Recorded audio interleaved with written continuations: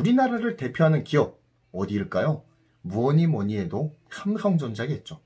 압도적인 국내 시총 1위, 세계 브랜드 순위 5위, 세계 1위 스마트폰 생산 기업, 세계 1위 중소형 OLED 공급업체, 그리고 또한 세계 1위 D램, 낸드 플래시 공급업체 등등등 삼성전자를 소식하는 업구들은 셀 수 없이 많습니다. 어쩌면 우리나라의 미래 산업을 선도하는 기업이라고 해도 과언이 아닐 것 같은 삼성전자가 지난 2018년도부터 사력을 다하는 분야가 있습니다. 바로 비메모리 반도체예요. 삼성전자 반도체 사업부의 매출 구조는 지나치게 D램과 낸드 플래시 등 메모리 반도체에 편중되어 있는 것이 사실입니다. 메모리 일변도의 사업구조 탈피를 위해서 삼성전자는 파운드리와 함께 이미지 센서를 승부수로 띄웠습니다. 이미지 센서는 카메라의 렌즈를 통해 들어오는 피사체의 정보, 즉 빛이죠. 그 빛을 디지털 이미지로 구현해주는 센서입니다. 복사기의 디지털화와 함께 발전해온 이미지 센서라고 하는 이 비메모리 반도체는 디지털 카메라 수요가 폭발하기 시작하는 2000년대 초반에 각광을 받기 시작하죠. 하지만 스마트폰의 등장과 폰카의 비약적인 발전은 디지털 카메라 시장을 극도로 위축시키기에 이르렀습니다. 그러면서 이미지 센서의 모멘텀이 점차 카메라 시장에서 스마트폰 시장으로 움직이기 시작합니다. 스마트폰에 탑재 가능한 CMOS 이미지 센서의 수요가 폭발하기 시작하면서 관련 시장의 파이 또한 빠른 속도로 커지기 시작하죠. 일찌감치 미러리스 카메라를 대중화시키면서 이미지 센서 시장에서 두각을 나타내기 시작했던 소니가 만개하기 시작한 스마트폰용 CMOS 이미지 센서 시장의 대장으로 자리 잡게 됩니다. 삼성전자도 광학 사업의 미래성을 보고 카메라 시장에 진출해 있었습니다. 그리고 나름 카메라 시장에서도 기술력을 인정받으면서 점유율을 차근차근하게 쌓아가던 시점이었습니다. 그런데 그렇게 사업의 확장을 도모하던 삼성이 돌연 2016년에 카메라 사업 철수를 선언해버립니다. 그리고 한 가지 삼성의 미래를 바꿀 선언을 하게 되는데요. 그것은 바로 이젠 카메라가 아닌 스마트폰용 이미지 센서에 집중하겠다라고 하는 선언을 하게 된 것이죠. 단순히 카메라 사업만 철수한 것이 아니라 이미지 센서가 들어가는 다른 영역인 레이저 프린터 영역에서도 손을 떼버립니다. 그 대신 온전하게 스마트폰용 CMOS 이미지 센서에 집중하게 된 것이죠. 이후 삼성전자는 이미지 센서 분야에서 괄목할 만한 기술적 진보를 이뤄갑니다. 삼성은 2014년 자체 개발한 이면조사 기술인 아이소셀을 이미지 센서 브랜드로 확정하기에 이르릅니다. 그러면서 공격적인 마케팅과 기술 개발을 진행하게 되죠. 그 결과 2019년에는 세계 최초로 1억 화소의 벽을 깬 1억 800만 화소를 자랑하는 아이소셀 브라이트 HMX를 출시하여 세상을 놀라게 했습니다. 6,400만 화소에 머무르고 있었던 소니의 이미지 센서를 화소 수에서만큼은 압도하기 시작한 것이죠. 이후 삼성의 이미지 센서 마케팅 포인트는 초고화소로 바뀌는 모양새입니다. 마치 파운드리 마케팅에서 미세 공정 난이도가 마케팅 포인트가 되어버린 것처럼 말이죠.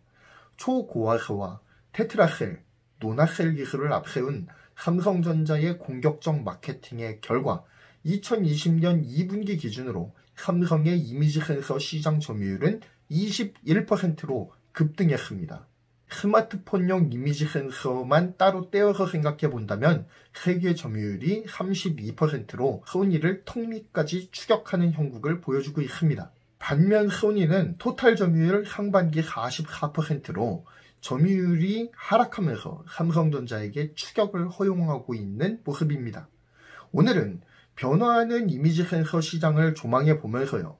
삼성전자 이미지 센서 사업이 가진 강점과 약점, 그리고 위기와 기회에 대해서 알아보는 시간을 갖도록 하겠습니다. 삼성전자 이미지 센서 사업이 가진 강점 중 첫 번째를 꼽으라면 전 이걸 꼽고 싶습니다. 바로 수뇌부의 선택과 집중이 주요했다라고 하는 것을 꼽고 싶습니다. 카메라 사업이 어느 정도 궤도에 올라섰던 2016년, 삼성전자는 돌연 카메라 사업 철수를 선언합니다. 이후 스마트폰용 CMOS 이미지 센서에 집중하겠다라고 하는 선언을 해버리죠.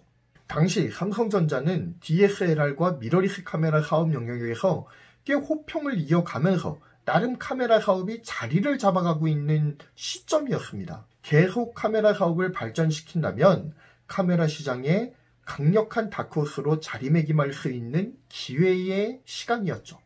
하지만 삼성은 과감하게 카메라 사업 철수를 선언해버립니다.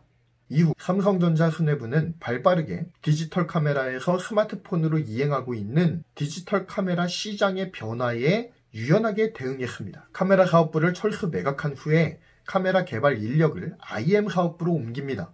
그래서 스마트폰카 개발에 매진하게 하는 것이죠. 그리고 또한 다른 한편으로는 스마트폰용 CMOS 이미지 센서 개발에 매진하게 하는 것이죠. 그 결과 카메라, 캠코더, 스마트폰, 프린터 등으로 흩어져 있어서 집중이 어려웠던 이미지 센서 사업이 스마트폰용 이미지 센서로 집중될 수 있었습니다.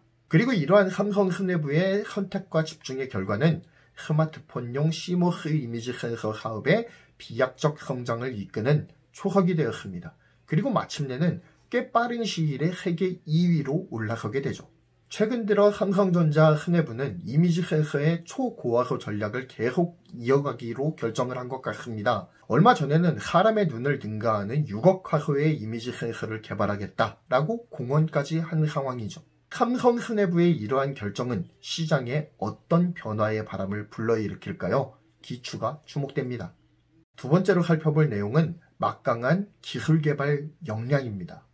기술의 삼성, 반도체 공화국 삼성답게 삼성전자는 스마트폰용 CMOS 이미지 센서에 집중하면서 빠른 시간에 소니의 이미지 센서 기술력을 따라잡는 데 성공합니다. 그리고 마침내 2019년에는 세계 최초로 스마트폰 이미지 센서의 마의 벽으로 여겨졌던 1억 화소의 벽을 깬 1억 800만 화소의 아이소셀 브라이트 HMX를 개발해내는 데에 성공을 하죠. 이를 통해 삼성은 소니를 화소 경쟁력에서만큼은 앞서가기 시작합니다. 또한 스마트폰의 특성상 이미지 센서의 크기를 무한정으로 늘릴 수 없는 한계가 존재하기 때문에 삼성전자는 4개의 픽셀을 하나로 뭉쳐서 하나의 픽셀로 인식하게 하는 테트라셀 기술을 개발하죠. 이어서 9개의 픽셀을 하나로 모으는 노나셀 기술까지 개발하기에 이릅니다. 이렇게 이미지 센서 기술을 굉장히 급진적으로 발전시키면서 최근에는 세계 최초로 고화소 이미지 센서의 픽셀 크기를 0.7 마이크로미터까지 줄이는 데 성공하는 등 이미지 센서 기술력에서 타의 추종을 불허하는 성과를 내고 있습니다. 이러한 이미지 센서 기술력은 시장에서도 충분히 어필이 되고 있는 상황입니다. 특히 중국 스마트폰 제조사의 러브콜을 지속적으로 받으면서 점유율을 획기적으로 높일 수가 있었죠. 삼성전자 이미지 센서 사업의 세 번째 강점은 세계 최고의 양산 능력에 있습니다. 삼성전자의 별명 아시죠? 양산전자 아니겠습니까?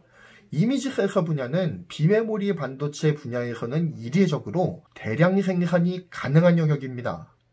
이는 메모리 반도체를 중심으로 양산 능력을 키워오던 세계 최고의 양산 능력을 자랑하는 삼성전자에게는 더없이 큰 강점으로 작용합니다.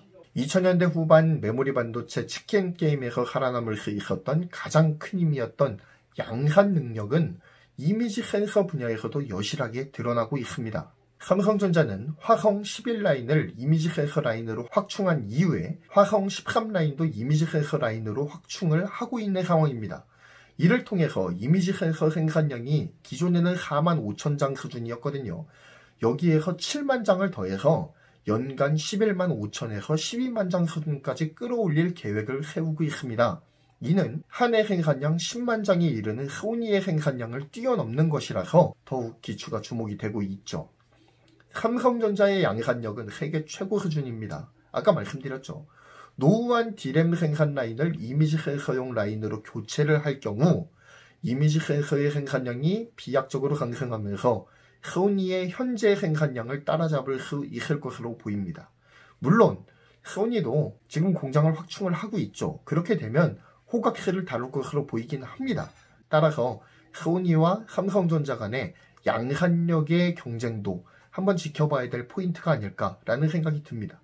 삼성전자 이미지 센서 사업의 기회, 첫 번째는 스마트폰의 멀티 카메라 기조가 더욱더 확고해지고 있다는 것입니다. 그리고 자율주행 시장이 만개하고 있습니다. 스마트폰의 멀티카메라 기조가 계속되고 있습니다. 스마트폰은 DSLR이나 미러리스 카메라처럼 렌즈를 교환할 수가 없죠. 따라서 다양한 기능을 하는 다수의 렌즈들을 스마트폰에 채용할 수밖에 없는 물리적인 한계를 가지고 있습니다. 따라서 다양한 화각을 제공하는 렌즈의 필요성이 제기가 되었고요. 스마트폰에 탑재되는 카메라의 수가 늘어나기 시작하면서 필요한 이미지 센서의 수도 함께 늘어나기 시작합니다. 이에 따라서 스마트폰용 CMOS 이미지 센서 시장을 중심으로 해서 이미지 센서 시장도 비약적으로 성장하기 시작하는 거죠. 또한 전기차와 자율주행이 화두로 떠오르면서 자동차에 탑재되는 카메라의 수도 비약적으로 증가하고 있습니다. 전후방 카메라뿐만 아니라 측면까지도 카메라 센서가 탑재되어 있죠. 전방, 후방, 측방 등 총 9개의 카메라가 탑재됩니다. 앞으로 자율주행의 시장이 만개하게 되면 이 카메라의 숫자가 덩달아서 늘어나게 되겠죠. 더 다양한 각도에서 더 많은 데이터를 수집해야 될 테니 말입니다. 이에 따라 삼성도 다가오는 자동차 이미지 센서 시장에서의 수요에 대응하기 위해서 생산 능력 확충과 6억 화소까지 지원하는 초고화소 센서 개발 등을 추진하고 있죠. 더 자세하고 더 디테일한 이미지 정보를 정확하게 전달하기 위한 삼성의 기술 개발도 계속되고 있습니다. 두 번째 기회는 언택트 사회의 조기 진입입니다. 코로나19는 세계인의 생활을 급진적으로 바꿔버렸습니다.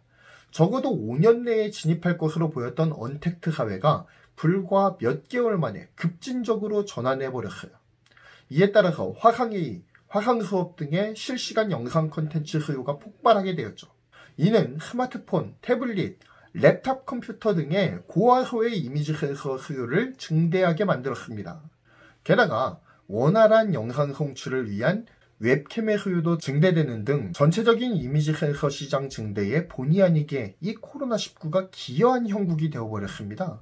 언택트의 수요가 폭발하면서 삼성 이미지 센서도 단순히 스마트폰을 넘어서 다양한 시장의 기회를 엿볼 수 있게 되었다는 거죠.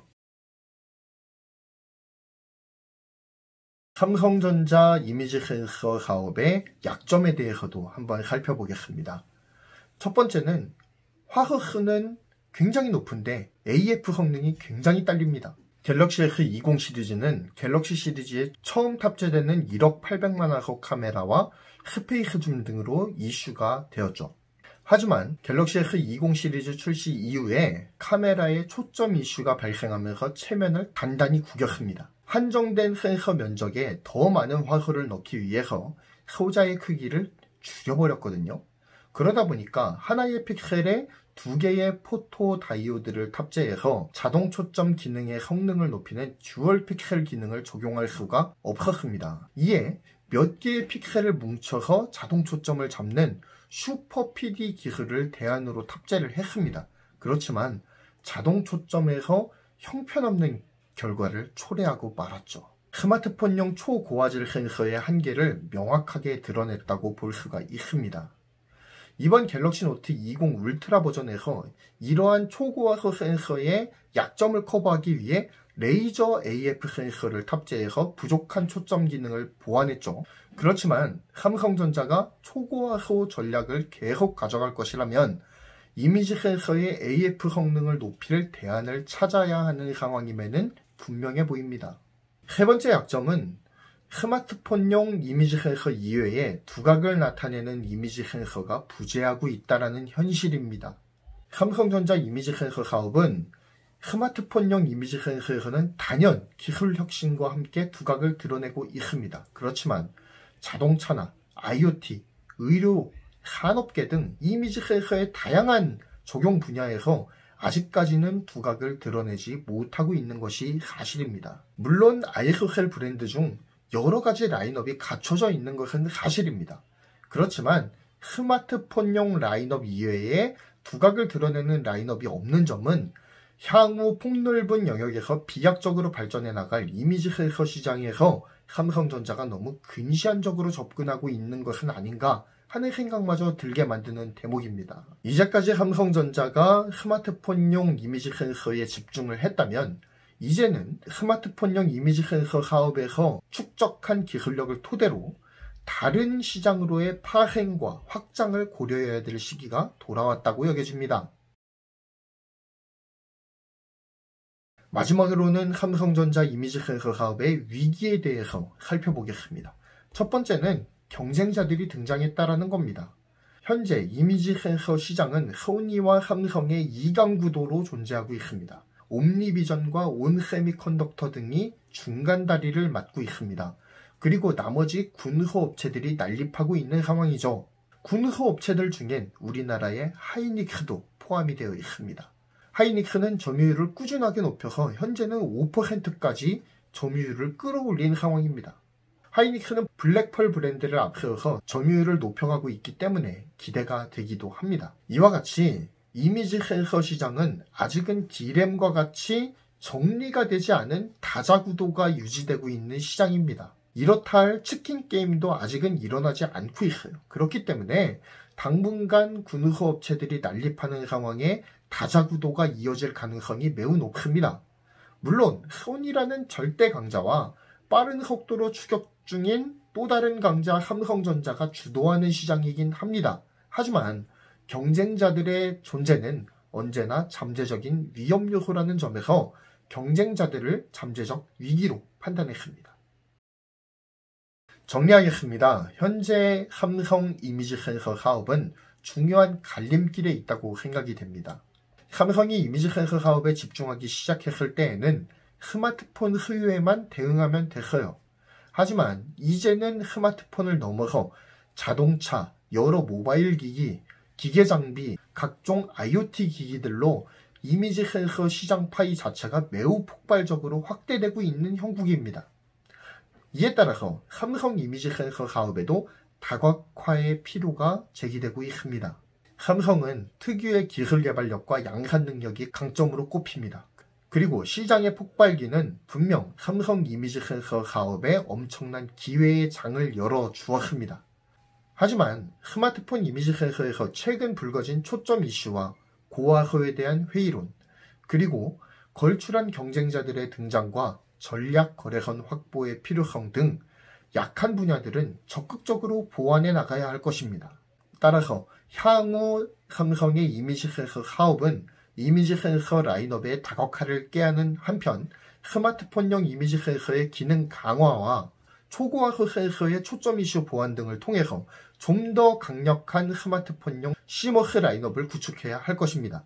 또한 이러한 다각화로 인한 이미지 센서 수요에 대응을 위한 추가 라인의 확보도 이루어져야겠죠. 이러한 다각화된 시도들을 통해서 삼성 이미지 센서 사업이 승승장구하기를 바라봅니다. 이상 경제를 말하다 삼성 이미지 센서 사업 스와트 분석을 마무리하겠습니다. 구독, 좋아요, 알림 설정 부탁드립니다. 감사합니다.